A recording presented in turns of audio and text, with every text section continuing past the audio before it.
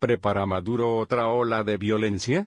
El régimen de Nicolás Maduro amenaza con iniciar una nueva etapa de violencia en Venezuela al convocar a grupos paramilitares armados para que salgan en su defensa, y dando señales de que pretende encarcelar al presidente interino Juan Guaidó. Convoca a paramilitares y amenaza con arrestar a Guaidó. Esas acciones ocurren en medio de la creciente presión ejercida por Estados Unidos, cuyas sanciones pronto comenzarán a golpear las finanzas del régimen, y en momentos en que una devastadora interrupción en el servicio eléctrico en todo el país eleva al máximo el malestar de la población. Acorralado por Guaidó, la comunidad internacional y ahora por la desesperación de la población en las calles, Maduro está usando la única tecla que le queda para tratar de mantener el control, incrementar el miedo de la población, dijeron expertos. Estos tipos, dentro del régimen, están entrando en un punto de desesperación, dijo desde Miami el asesor político Esteban Gervasi, quien ha estado siguiendo de cerca la evolución de los grupos paramilitares conocidos como colectivos en Venezuela, que han terminado convirtiéndose en violentas bandas de intimidación que ya dejan una larga secuela de muertos. A los colectivos se les responsabiliza por la ola de violencia desencadenada por el régimen el pasado 23 de febrero contra los esfuerzos de Guaidó por ingresar toneladas de ayuda humanitaria al país. Gervasi explicó que los colectivos están formados por un alto número de reos violentos que operan desde algunas de las más temibles cárceles del país. Los incidentes dejaron un saldo de 4 muertos y al menos 400 heridos. Los paramilitares de Maduro. En un mensaje que causó alarma en la sociedad, Maduro convocó a los colectivos a sumarse a la defensa de su régimen, frente a los ataques emprendidos por los enemigos de la revolución. Les hago un llamado a los colectivos, a todos. Llegó la hora de la resistencia activa, dijo Maduro la noche del lunes en la televisión estatal. Y pocas horas después, el régimen anunció que había iniciado una investigación contra Guaidó, acusándole de ser el gran responsable de la interrupción en el servicio eléctrico que ha mantenido a millones de venezolanos a oscuras en los últimos 5 días. El fiscal general de Maduro, Tarek William Saab, dijo que Guaidó es el autor intelectual de una operación de sabotaje que dejó al país sin electricidad, causando pérdidas económicas a la nación que suman casi 350.000 millones de dólares. La justicia chavista tiene muy poca credibilidad en Venezuela, donde las cortes por años han sido utilizadas por el régimen bolivariano como instrumento de persecución política. Pero el proceso judicial podría ser usado por Maduro para encarcelar a Guaidó, quien se ha convertido en una seria amenaza tras unificar a los partidos políticos de oposición, y a la sociedad venezolana en un solo objetivo: salir lo más rápidamente posible del chavismo y formar un gobierno de transición. Pandillas de matones. Hasta ahora el régimen de Maduro se había abstenido de encarcelar a Guaidó por temores de que tal medida propicie una intervención militar extranjera en el país, dijo desde Londres Diego Moya Ocampos, consultor de riesgo político en Ismarkit. Ellos saben que existe una amenaza creíble del uso de la fuerza si es que arrestan a Guaidó, si es que cierran la Asamblea Nacional, y si es que siguen reprimiendo con fuerza letal, dijo Moya Ocampos.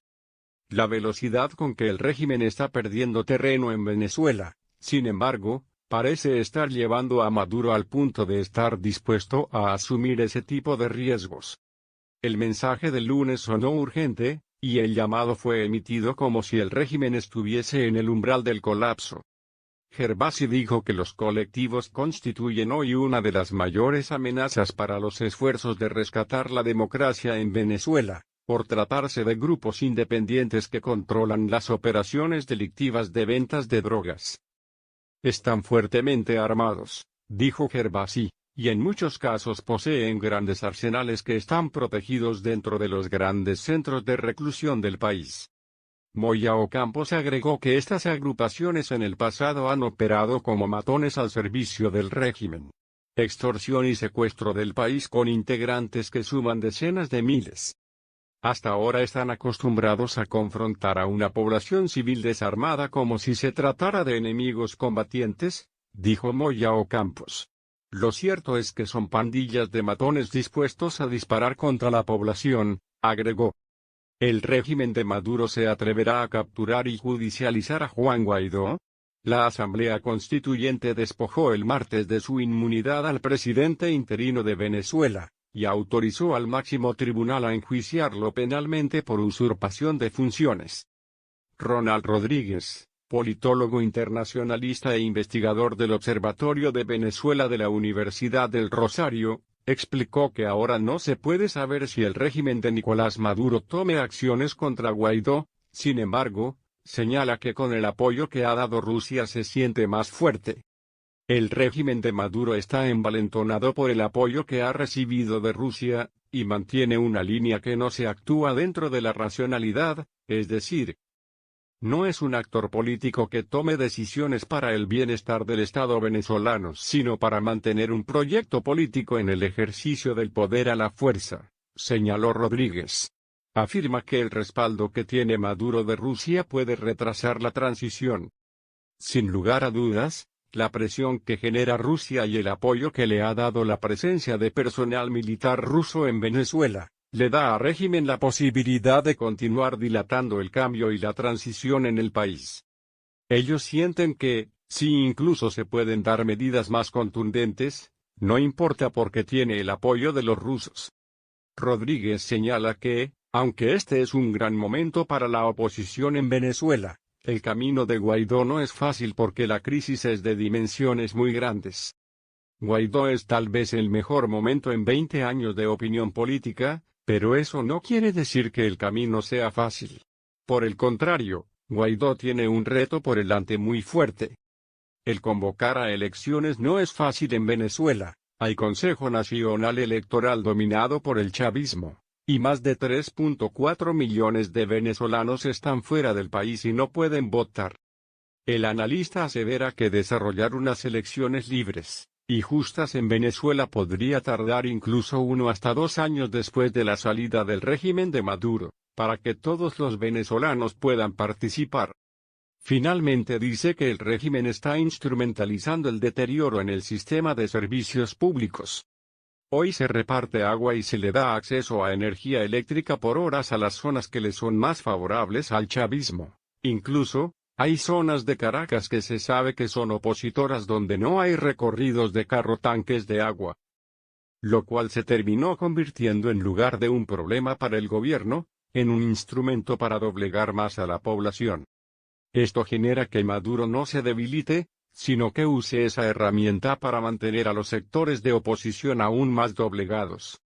El posible arresto de Guaidó pondrá a prueba a Trump el engaño como estrategia para confrontar un hecho grave que bien podría dar al traste con el gobierno es utilizado por los líderes comunistas al mando en Venezuela. Ello toma mayor vigencia cuando radicalizan el ejercicio del poder implantando la dictadura primero y luego la tiranía actual. Apelar a una incierta tribulación de mayor grado desvía la atención sobre la verdadera dificultad que pueda poner en riesgo el ejercicio del poder.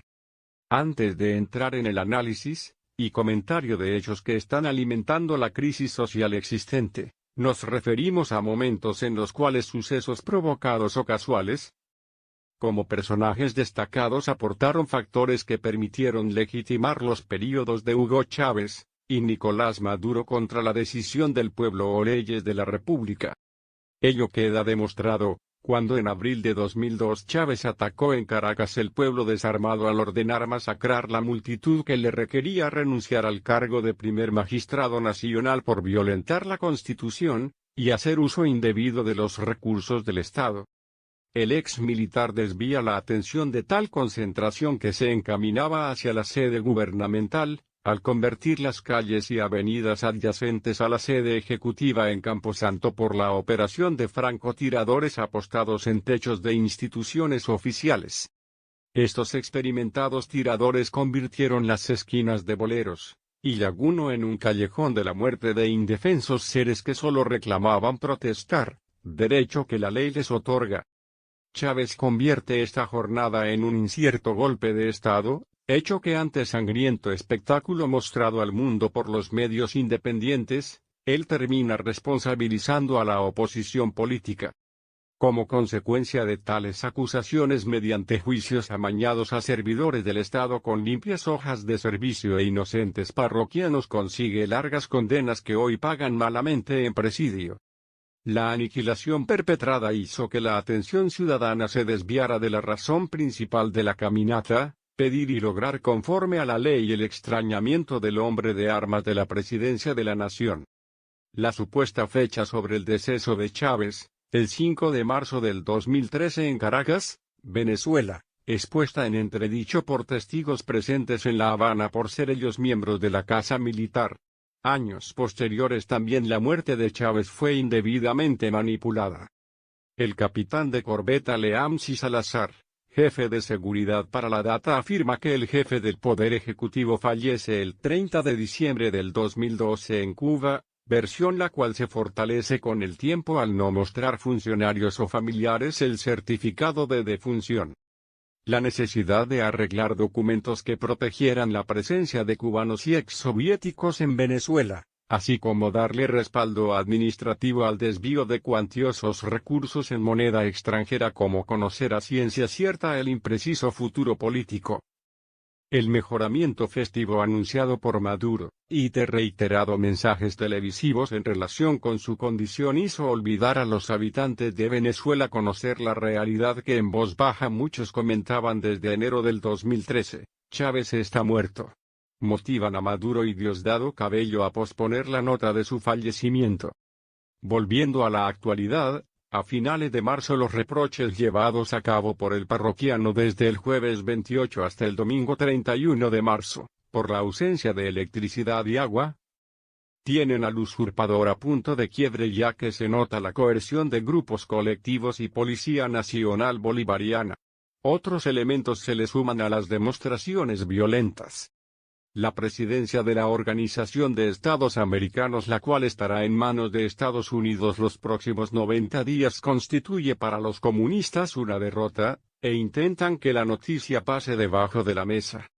Gobernantes de Cuba, Venezuela, Nicaragua y Bolivia procuran minimizar hasta su olvido tales hechos con una novedad de mayor impacto, la cual fue ya programada en laboratorios de opinión pública, que es atemorizar para disminuir su ímpetu combativo al presidente interino Guaidó.